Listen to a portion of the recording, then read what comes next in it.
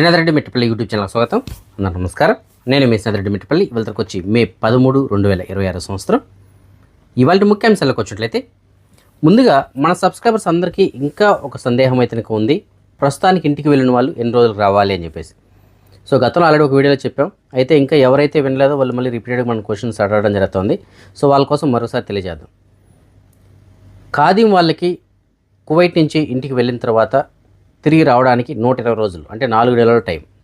Soon వాళ్ళకైతే కనుక 6 నెలలు అంటే 180 రోజుల టైం. అయితే ఫిబ్రవరి 28కి లోపు రావలసి ఉండి ఈ యుద్ధం కారణంగా ఎవరైతే రాలేకపోయారో అలాంటి వారికి గవర్నమెంట్ 3 నెలల పాటు వెసులుబాటు ఇచ్చింది. అంటే ఫిబ్రవరి 28 నుంచి మే 28 వరకు టైం అయితే కనుక ఇచ్చింది. సో ఇప్పుడు ఎవరైతే ఫిబ్రవరిలో రావాల్సి ఉందో వాళ్ళందరూ ఈ నెల 28 లోపు రావచ్చు, ఇబ్బంది లేదు. అలా కాకుండా ఎవరైనా ఫిబ్రవరిలోనే వెళ్ళినారనుకోండి, ఖాదీం వాళ్ళు అయితే ఎలాగో 4 నెలలు. సో వాళ్ళకి ఇది దీంతో ఇంకా పనే లేదు. వాళ్ళకి ఫిబ్రవరి 8 నుంచి మార్చ్, ఏప్రిల్, మే, జూన్ వరకు టైం ఉంటుంది వాళ్ళకి. జనవరిలో వెళ్ళిన వాళ్ళకి ఈ నెల వాళ్ళు వెళ్ళిన డేట్ నుంచి ఈ నెల ఆ డేట్ లోపు వచ్చేసి ఉండాలి. కానీ ఒకవేళ వాళ్ళు రాలేని ఒకవేళ డేట్ కనుక అయిపోయినా సరే ఈ నెల 28 వరకు టైం ఉంది. సో ఫిబ్రవరి 28కి ముందు వెళ్ళిన వాళ్ళు ఎవరైనా సరే ఈ నెల 28 లోపు రావడానికి అయితే కనుక అవకాశం ఉంది. సో ప్రతి ఒక్కరు కూడా 28 లోపు అయితే కనుక వచ్చేసేయండి. రాలేని పక్షంలో ఒక ప్రస్తుతానికి ఉన్నటువంటి టికెట్లు రేట్లు మనం చూస్తున్నాం కదా, చాలా భారీగా అయితే ఉన్నాయి. 400 దినార్లు, 500 దినార్లు ఇలాగైతే కనుక రేట్లు పోతున్నాయి. సో ఈ ధరలు పెట్టుకొని రాలేని వాళ్ళు చాలామంది ఉంటారు. సో అలాంటి వాళ్ళు ఏం చేస్తారంటే మీ స్పాన్సర్ ఎవరైతే ఉంటారో వాళ్ళని అడిగి ఎక్స్టెన్షన్ చేయించుకోండి. అంటే మీరు రావడానికి ఇంకా 1 నెల, 2 నెలలో, 3 నెలలో టైం పడుతుందని చెప్పేసి వాళ్ళ దగ్గర ఎగ్జిట్ పర్మిట్కి సంబంధించి ముందస్తు పర్మిషన్ కనుక వాళ్ళు తీసుకొని మీకు ఆ లెటర్ కనుక పంపించినట్లయితే మీరు ఎక్స్ట్రా రోజులు కూడా ఉండేసి రావడానికి అవకాశం ఉంటుంది. అయితే ఈ నెల 28 లోపు వచ్చేసేయండి. రాలేని పక్షంలో మీ స్పాన్సర్ని అడిగి అంటే మీ కపిల్ని అడిగి డేస్ అయితే కనుక పెంచుకోండి. ఈ 2 మార్గాలు. లేకపోతే మాత్రం ఆటోమేటిక్గా 28వ తారీఖున మీ అకామాలు అయితే కనుక క్యాన్సిల్ అయిపోతాయి. అయితే మీరు వెళ్ళిండేది ఫిబ్రవరిలో అయితే మాత్రం మీకు ఎలాగో టైం ఉంది, 4 నెలల టైం ఉంటుంది. అలాగే సూన్ వాళ్ళకైతే ఇంకా 6 నెలల టైం ఉంటుంది. వాళ్ళు టెన్షన్ పడాల్సిన అవసరం లేదు. అట్లా కాకుండా ఆల్రెడీ ఫిబ్రవరి 28 లోపు రావాల్సి ఉండి రాలేని వాళ్ళు ఎవరైతే ఉంటారో వాళ్ళకి ఈ నిబంధన వర్తిస్తుంది. ఈ నెల 28 వరకు మాత్రమే టైం ఉండదు వాళ్ళకి. ఈ నెల 28 దాటితే ఆటోమేటిక్గా అకామాలు క్యాన్సిల్ అవుతాయి. అయితే ఈ లోపు రండి. లేదు ఎగ్జిట్ పర్మిట్ అయితే సరే టైం అయితే పెంచుకోండి మీ స్పాన్సర్ చెప్పి. ఈ 2 మాత్రమే మీకు ఉన్నటువంటి ఆప్షన్స్. మిగతా వాళ్ళు ఎలాగో ఖాదీం వాళ్ళకి 4 నెలలు ఉంది, సూన్ వాళ్ళకి 6 నెలలు ఉంది. సో మీరు పోయినటువంటి డేట్ నుంచి ఆ డేస్ అయితే లెక్కేసుకొని మీరు రావచ్చు. మన భారతదేశంలో బంగారం మరియు వెండి ధరలు భారీగా పెరిగాయి. ఎందుకు ఏమిటి అనే విషయాలు మనం చివరిలో చూద్దాం. దానికన్నా ముందు మనం కువైట్కి సంబంధించినటువంటి అప్డేట్స్ గురించి చూద్దాం. కువైట్లో 2 ప్రైవేట్ ఫార్మసీలను కనుక సీజ్ చేయడం జరిగింది. అంటే వారి యొక్క లైసెన్స్ని శాశ్వతంగా వెనక్కి తీసుకోవడం జరిగింది, అంటే క్యాన్సిల్ చేశారు. అలాగే ఒక ఫార్మసీకి సంబంధించిన లైసెన్స్ని తాత్కాలికంగా సస్పెండ్ చేయడం జరిగింది. దీనికి గల కారణాలు ఏమిటంటే వాళ్ళు లైసెన్సులు ఇలాంటి విషయంలో కొన్ని నిబంధనలు అయితే అతిక్రమించారు. అలాగే అక్కడ మెడిసిన్స్ ప్రిస్క్రిప్షన్స్ లేకుండా అమ్మకూడనటువంటి మెడిసిన్స్ అమ్మడం జరిగింది. అంటే ప్రిస్క్రిప్షన్ రిక్వైర్డ్ మెడిసిన్స్ని ప్రిస్క్రిప్షన్ లేకుండా అమ్మడం జరిగింది. అలాగే వాళ్ళ దగ్గర ఉండాల్సినటువంటి స్టాక్ ఏదైతే ఉంటుందో దానికి ఈక్వల్గా కాకుండా హెచ్చు తగ్గులు ఉండడం స్టాకు. సో ఆ కారణం చేత ఒక షాప్కి అయితే లైసెన్స్ సస్పెండ్ చేశారు. మిగతా 2 షాపులకు మాత్రం పూర్తిగా లైసెన్స్ అనేటువంటిది క్యాన్సిల్ చేసినట్టు తెలియజేస్తున్నారు. సో మీరు ఏదైనా సరే మెడిసిన్స్ కొనాలనుకుంటే అందులో 2 రకాలు ఉంటాయి. ఒకటి మామూలు మెడిసిన్స్ ఉంటాయి, అవి ఎవరైనా సరే కొనుక్కోవచ్చు.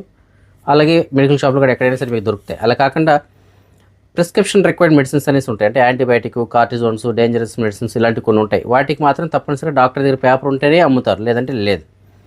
సో గతంలో చూసినట్టు ఏదో ఇచ్చేవాళ్ళు, కానీ గత 2 నెలల నుంచి చాలా స్ట్రిక్ట్గా ఉన్నారు. సో మన వాళ్ళు కూడా చాలామంది ఎక్కడికి వెళ్ళి ఇచ్చేస్తారులే మీరేంది ఇవ్వట్లేదు అని తిట్టుకుంటూ ఉంటారు. సో అలా లేదండి, ప్రస్తుతానికి చాలా స్ట్రిక్ట్గా అయితే ఉన్నాయి. కాబట్టి మీరు మెడికల్ షాప్కి వెళ్ళినప్పుడు యాంటీబయాటిక్ కావాలంటే డైరెక్ట్గా వాళ్ళు ఇవ్వరు. యాంటీబయాటిక్ కావాలంటే తప్పనిసరిగా డాక్టర్ దగ్గర నుంచి మనకి ప్రిస్క్రిప్షన్ అయితే కావాల్సి ఉంటుంది. ప్రిస్క్రిప్షన్ ఉంటేనే మీకు కార్టిజోన్స్ కానీ లేదంటే యాంటీబయాటిక్స్ కానీ ఇలాంటివి అమ్మడానికి కుదురుతుంది. మిగతా జనరల్ మెడిసిన్స్ అయితే మాత్రం వాటితో సంబంధం లేదు, మామూలుగానే మనం తీసుకోవడానికి అయితే అవకాశం ఉంటుంది. కువైట్కి సంబంధించినటువంటి పబ్లిక్ వర్క్స్ సంబంధించినటువంటి మంత్రి ఇవాళ కువైట్లోని టెర్మినల్ 2 ప్రస్తుతానికి ఏదైతే వర్క్ జరుగుతుందో ఆ టెర్మినల్ 2ని ఆయన సందర్శించడం జరిగింది. అక్కడ జరుగుతున్న పనుల గురించి ఆయన ఆరా తీశారు.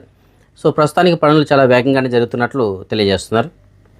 కువైట్లో జనరల్గా మనం వీసా పొందాలి అనేసి అంటే, అందులోనూ ఖాదీం డ్రైవర్ వీసా పొందాలి అనేసి అంటే ఆ కాపీలు తీసుకొని ఎక్కడైతే వీసాలు ఇస్తారో ఆ వీసా ఆఫీసులకు వెళ్ళి జవజాతులు కానీ అలాగే మిగతా ఆఫీసులు ఉంటాయి కదా, సో అక్కడికి వెళ్ళి వాళ్ళు వీసా ఇతనిగా తీసుకొని వచ్చి మనకి ఇవ్వాల్సి వచ్చేది.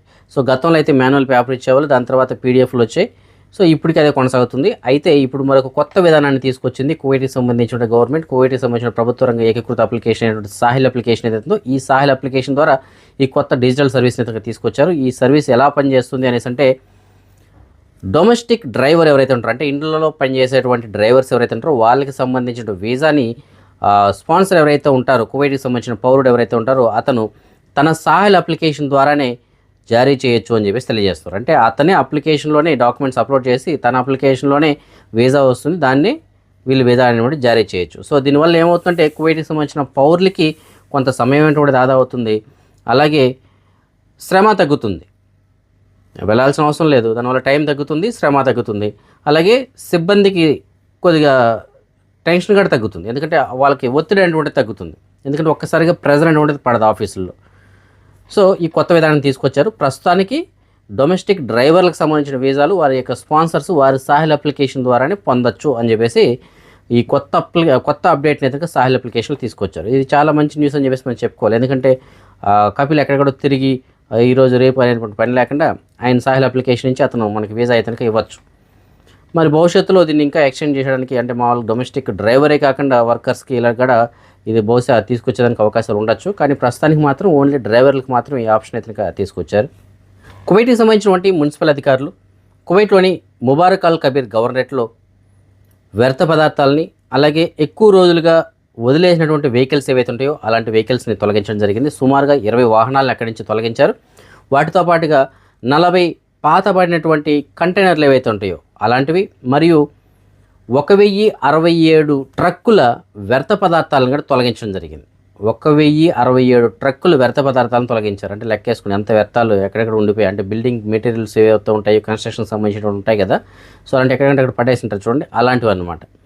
సో మొత్తం మీద ముబారక్ అల్ కబీర్ గవర్నరేట్లో ఇవాళ భారీగానే వ్యర్థ పదార్థాలను తొలగించడం జరిగింది. అలాగే వాహనాలు ఏవైతే ఎక్కువ రోజులుగా వదిలేసి ఉంటారో అలాంటి వాహనాలు కూడా అక్కడి నుంచి లిఫ్ట్ చేయడం జరిగింది. కువైట్లో మనీ లాండరింగ్ని అరికట్టడానికి మనీ లాండరింగ్ నిరోధక శాఖ వాళ్ళు ఎవరైతే ఉంటారో, అంటే మనీ లాండరింగ్ని అడ్డుకునేటువంటి శాఖ ఏదైతే ఉంటుందో వాళ్ళు కువైట్లోని ఈ బంగారం షాపులు ఏవైతే ఉంటాయో వాటిని లక్ష్యంగా చేసుకొని తనిఖీలు నిర్వహించడం జరిగింది. అందులో భాగంగానే 134 ఆర్థిక ఉల్లంఘనలు అయితే వీళ్ళు గుర్తించినట్లు తెలియజేస్తున్నారు. అంటే ఆ బంగారం షాపుల్లో సరైనటువంటి బిల్స్ చూపించలేకపోవడం, అలాగే కేనెట్ బదులు క్యాష్ తీసుకోవడం, అలాగే వాళ్ళు అమ్మినటువంటి వస్తువులకి అక్కడ ఉన్నటువంటి ట్రాన్సాక్షన్స్కి తేడా పోలిక లేకపోవడం, ఇలాంటి చాలా ఉల్లంఘనలు అయితే ఉన్నాయి. సో ఆ కారణం చేత 134 ఉల్లంఘనలు అయితే నమోదు చేసినట్లు వాళ్ళు తెలియజేస్తున్నారు. ఎందుకంటే ఈ మధ్యకాలంలో మనీ లాండరింగ్ అనేటువంటిది బయట పెట్టుబడి పెడుతున్నటువంటి డబ్బులు ఏదైతే ఉందో ఆ డబ్బులంతా తీసుకొచ్చి బంగారం పైన పెట్టుబడి పెట్టి వీళ్ళు కొద్ది మనీ లాండరింగ్ అయితే పాల్పడుతున్నట్లు గుర్తించారు. సో ఆ కారణం చేత ఈ విధంగా విస్తృతంగా ఈ మధ్యకాలంలో తనిఖీలు గోల్డ్ షాపుల్లో నిర్వహించడం జరుగుతుంది. కువైట్కి సంబంధించినటువంటి కస్టమ్స్ అధికారులు బయట దేశాల నుంచి కువైట్కి వస్తున్నటువంటి కొన్ని పార్సల్స్లో మాదద్రవ్యాలు ఉన్నట్లు గుర్తించారు. యూకే నుంచి కువైట్కి వచ్చినటువంటి ఒక 2 పార్సల్స్లో వీళ్ళు మాదద్రవ్యాలను గుర్తించడం జరిగింది. ఆ పార్సల్స్ కూడా ఎలాంటివి అంటే జనరల్గా ఈ వ్యాక్స్, అలాగే క్లీనింగ్ లిక్విడ్స్ ఉంటాయి కదా, సో అలాంటి వాటిల్లో ఈ మాదద్రవ్యాలను తీసుకోవడం జరిగింది.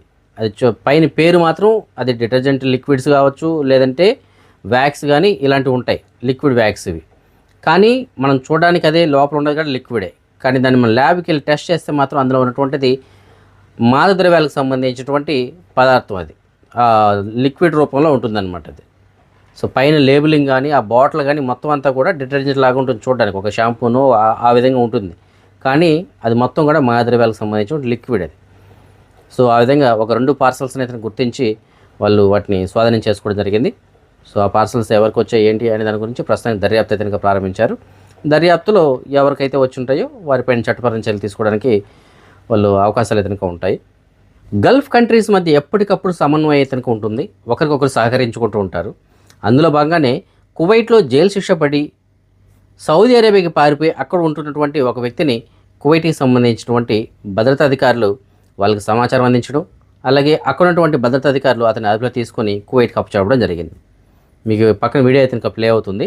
అతను కువైట్లో జైలు శిక్ష పడ్డటువంటి ఖైదీ అయితే పారిపోయి ఎక్కడికి వెళ్ళాడో తెలియదు, కానీ చాలా రోజులుగా సౌదీ అరేబియాలో ఉన్నాడు. దీనికి సమాచారం అందుకున్నటువంటి భద్రతా అధికారులు అక్కడ ఉన్న భద్రతా అధికారులకు సమాచారం అందించారు. ఈ విధంగా ఇక్కడ ఒక ఖైదీ పారిపోయి మీ దేశానికి వచ్చినాడు, మాకు అప్పచెప్పండి అని చెప్పి. సో వాళ్ళు అక్కడ పట్టుకొని తీసుకొచ్చి సాల్మీ బోర్డర్ దగ్గర కువైట్కి అయితే అప్పచెప్పడం జరిగింది. సో గల్ఫ్ కంట్రీస్లో తప్పు చేసి ఎక్కడికైనా పారిపోవాలంటే మాత్రం ఎక్కడికి వెళ్ళలేరు. ఇంక ఈ దేశాలు కాకుండా ఎక్కడికైనా వెళ్ళిపోతే చెప్పలేం. కానీ గల్ఫ్ కంట్రీస్లో ఎక్కడున్నా సరే ఒక దేశానికి లింక్ ఉంటాయి. సో ఎక్కడ తప్పు చేసినా సరే వాళ్ళపైన చర్యలు తీసుకోవడానికి అయితే అవకాశాలు ఉంటాయి. మొన్నటికి కూడా మనం చూసుకున్నాం. దుబాయ్ నుంచి సౌదీ అరేబియాకి కువైట్కి మాదర్ కేసులో ఒక వ్యక్తిని అయితే అరెస్ట్ చేసి తీసుకురావడం జరిగింది. సో ఈ విధంగా ఒక దేశం ఇతనికి ఎప్పటికప్పుడు పరస్పరం వీళ్ళు సహకరించుకుంటూ ఉంటారు. కువైట్లో చాలామంది ఈ ప్రైవేట్ వెహికల్స్ని ట్యాక్సీలాగా యూజ్ చేస్తూ ఉంటారు. అయితే అలాంటి వాళ్ళందరూ కూడా ఒకసారి నేను చెప్పబోయేటువంటి మ్యాటర్ వినండి. కువైట్కి సంబంధించిన జనరల్ ట్రాఫిక్ డిపార్ట్మెంట్ వాళ్ళు కువైట్లో జనరల్ తనిఖీలు నిర్వహిస్తూ ఉండగా వీళ్ళు ఒక విషయాన్ని గమనించడం జరిగింది. ఒక 4 వాహనాలు ప్యాసింజర్స్ని ఎక్కించుకుంటున్నారు, అంటే ప్రయాణికుల్ని ఎక్కించుకోవడం చూశారనమాట. సో దాంతో ఆ వెహికల్స్ని వీళ్ళు అదుపులో తీసుకొని విచారించి చూడంగా వాళ్ళందరూ కూడా ప్యాసింజర్స్. వీళ్ళకి అసలు యాక్చువల్లీ ట్యాక్సీ కాదు, వీళ్ళకి ట్యాక్సీ లైసెన్స్ లేదు, ప్రైవేట్ వెహికల్స్. కానీ వాళ్ళని ప్యాసింజర్స్ కింద ఎక్కించుకోవడం జరుగుతుంది, అంటే అక్రమ రవాణా అనేటువంటిది చేయడం జరుగుతుంది. సో దాంతో వాళ్ళని అదుపులో తీసుకున్నారు. వారిపైన చట్టపరమైన చర్యలు తీసుకోవడం కోసం ప్రస్తుతానికి సంబంధిత విభాగాలకు అయితే రెఫర్ చేశారు. సో బహుశా వాళ్ళకి సంబంధించిన లైసెన్సులు క్యాన్సిల్ చేయొచ్చు, లేదంటే దేశ బహిష్కరణ చేయొచ్చు. కువైట్లో లైసెన్స్ అంటే ట్యాక్సీ లైసెన్స్ లేకుండా మనుషులు కనుక ట్యాక్సీలాగా రవాణా కనుక చేసినట్లయితే పట్టుబడితే చాలా తీవ్రంగా ఉంటాయి చర్యలు. సో మరి ఇప్పుడు ఈ నలుగురికి ఎలాంటి చర్యలు ఉంటాయో మరి చూడాలి. చైనాలో జరిగినటువంటి జీ జిన్పింగ్ అత్యున్నత సమావేశంలో పాల్గొనడానికి అమెరికాకు సంబంధించిన అధ్యక్షుడు డొనాల్డ్ ట్రంప్ చైనాకి చేరుకోవడం జరిగింది. చైనాలో ఆయనకి రెడ్ కార్పెట్ తోటి ఘన స్వాగతం అయితే లభించింది. మన భారతదేశంలో బంగారం వెండి ధరలు భారీగా పెరిగాయని చెప్పేసి మనం చెప్పుకున్నాం కదా. ఇంతకీ ఎందుకు పెరిగాయి ఏమిటని చెప్పేసి దీనికి సంబంధించిన వివరాలు ఒకసారి మనం చూద్దాం. మన భారతదేశం ఏం చేసిందంటే విదేశాల నుంచి మన భారతదేశానికి దిగుమతి చేసుకున్నటువంటి విలువైనటువంటి లోహాలు ఏవైతే ఉంటాయో, ముఖ్యంగా బంగారం వెండి ఇలాంటివి ఏవైతే ఉన్నాయో వాటికి సంబంధించి, ముఖ్యంగా బంగారానికి సంబంధించి ట్యాక్స్ అనేటువంటిది 6 నుంచి 15% పెంచడం జరిగింది. అంటే దిగుమతి సుంకం అనేటువంటిది 6% ఉండేదాన్ని 15% పెంచింది. సో దీంతో మన భారతదేశంలో ప్రస్తుతానికి బంగారం వెండి ధరలు భారీగా పెరిగాయి. సో మన కేంద్ర ప్రభుత్వం యొక్క లక్ష్యం కూడా అదే, ప్రస్తుతానికి బంగారం ధరలు బాగా పెరగాలి, అంటే డిమాండ్ అనేటువంటిది బాగా పెరగాలి, వాటికి ఎవరు కానీ కొనకూడదు వాటిని. సో ఆయన ఆల్రెడీ పిలుపునిచ్చారు కదా, బంగారం ఎవరు కానీ 1 సంవత్సరం రోజుల పాటు కొనకండి, పెళ్ళికి ఇలాంటి వాటికి కూడా కొనద్దండి అసలు. ఎందుకంటే ఇదంతా కూడా విదేశీ మార్గద్రవ్యంతో ముడిపడి ఉంటుంది. సో మన రూపాయి వాల్యూ అనేటువంటిది రోజు రోజుకి పడిపోతుంది. సో మన రూపాయి వాల్యూని మళ్ళీ మనం పుంజుకునేలా చేయాలి అనేసి అంటే విదేశీ మార్గం ఏదైతే ఉంటుందో దాన్ని మనం తగ్గించాలి. సో బంగారం కొన్నామనుకోండి, ఇదంతా కూడా విదేశీ మార్గద్రవ్యం. సో బయట దేశాలకు తరలేనుకుంటుంది, ట్యాక్స్ అంతా కూడా బయట దేశాలకు వెళ్ళిపోతుంది. కాబట్టి మనం 1 సంవత్సరం రోజులు కనుక బంగారం కనుక కొనడం ఆపేస్తే మన రూపాయి వాల్యూ మళ్ళీ పెరగడానికి అయితే ఛాన్సెస్ ఉంటాయి. అందులో భాగంగానే ఇవాళ చర్య తీసుకోవడం జరిగింది. ట్యాక్స్ అనేది పెంచారు, దాంతో భారీగా బంగారం వెండి ధరలు అయితే పెరిగాయి. ఎంతలా పెరిగాయంటే మనం బంగారం విషయానికి వచ్చినట్లయితే 1 గ్రాము పైన సుమారుగా 735 రూపాయలు పెరిగింది ఇవాళ ఒక్క రోజునే. సో ప్రస్తుతానికి 14,850 రూపాయలుగా ఉంది 22 క్యారెట్ల బంగారం అది. అదే వెండి విషయానికి వచ్చినట్లయితే 1 కేజీ పైన ఇవాళ 20,000 రూపాయలు పెరిగింది ఏకంగా. సో ప్రస్తుతానికి 3,20,000 రూపాయలకి అయితే ఉంది వెండి ధర. సో ఈ విధంగా భారీగా పెరిగింది. సో ఎప్పుడైతే భారీగా ధరలు ఉంటాయో అప్పుడు డిమాండ్ తగ్గిపోతుంది, కొనే వాళ్ళ సంఖ్య తగ్గిపోతుంది, ఇంత రేట్లు ఏం కొంటామనేసి ఆగిపోతారు. సో అప్పుడు ఆటోమేటిక్గా మన రూపాయి వాల్యూ పెరగడానికి అవకాశం ఉంటుంది. సో అదే మనది కేంద్ర ప్రభుత్వం ఆలోచన. సో అది ఆ విధంగానే ప్రస్తుతానికి ఈ చర్యలు అయితే తీసుకోవడం జరుగుతుంది.